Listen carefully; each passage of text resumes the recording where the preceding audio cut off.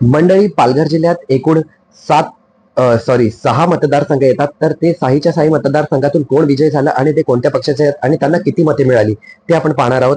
तर चला मग सुरू करूया.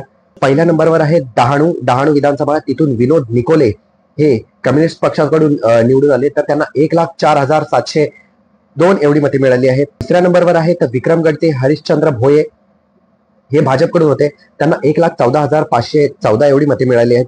तिसऱ्या नंबरवर पालघर विधानसभेकडून राजेंद्र गावित हे शिवसेनेकडून आहेत. तर त्यांना 1,12,894 एवढी मते मिळाली आहेत. चौथ्या नंबरवर आहेत भोईसरचे विलास तरे, हे शिवसेनेकडून आहेत. तर त्यांना 1,26,117 एवढी मते मिळाली आहेत. पाचव्या नंबरवर नालासोपारा विधानसभा येते. तिथून राजन नाईक हे भाजपकडून निवडून आले. तर त्यांना मिळाले आहेत 1,65,113 मते.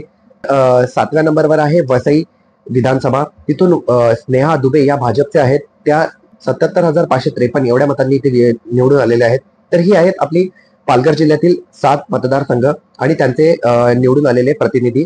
तर मंडळी, पालघरचे असेल तर नक्की लाईक, शेअर आणि सबस्क्राईब करा. आणि तुम्हाला पुढील कोणता जिल्हा हवाय ते मला नक्की कमेंटमध्ये कळून सांगा. चला, धन्यवाद.